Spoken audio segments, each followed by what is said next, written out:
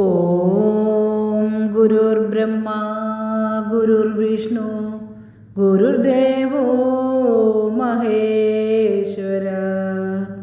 ഗുരു സാക്ഷാത് പരം ബ്രഹ്മ തസ്മൈ ശ്രീ ഗുരവേ നമഃ. ഗുരുദേവ തൃപ്പാദങ്ങളിൽ എൻ്റെ സാഷ്ടാംഗ പ്രണാമം. ശ്രുതജനമാനസ പത്മവിഹാര ശ്രീനാരായണ ഗുരുദേവ, ശ്രീനാരായണ ഗുരുദേവ.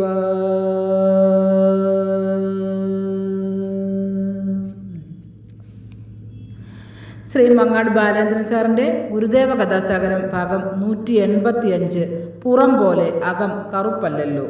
ഭാഗം 185 പുറം പോലെ അകം കറുപ്പല്ലല്ലോ ഇവിടെ ആരംഭിക്കുന്നു. ഒരു ദിവസം വക്കത്ത് പുത്തന്നടയിൽ ഗുരുദേവൻ വന്നു ചേർന്നു.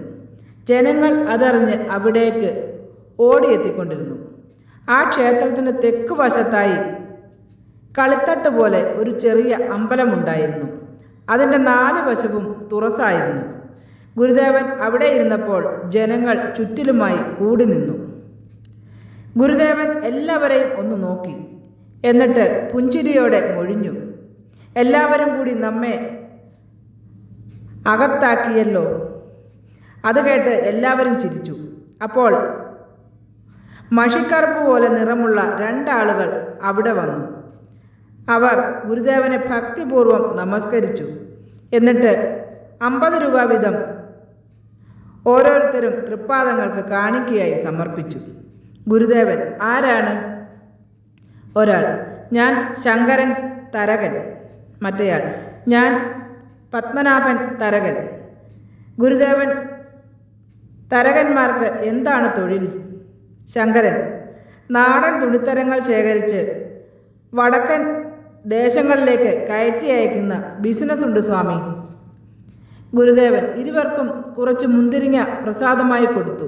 എന്നിട്ട് അവിടെ കൂടി നിന്നവരോടായി ഇങ്ങനെ പറഞ്ഞു, പുറം പോലെ ഇവർക്ക് അകം കറുപ്പല്ലല്ലോ. പിന്നീട് അവർ ആ തൊഴിലിൽ വളരെ പ്രശസ്തരായി. ശ്രുതജനമാനസ പത്മവിഹാര ശ്രീനാരായണ ഗുരുദേവ, ശ്രീനാരായണ ഗുരുദേവ.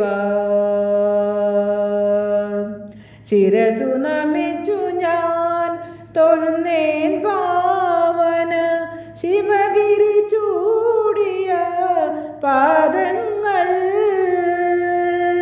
ശിവഗിരി ചൂടിയ പാദങ്ങൾ.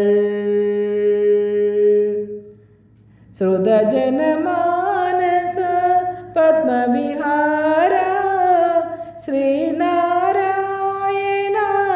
ഗുരുദേവ, ശ്രീനാരായണ ഗുരുദേവ.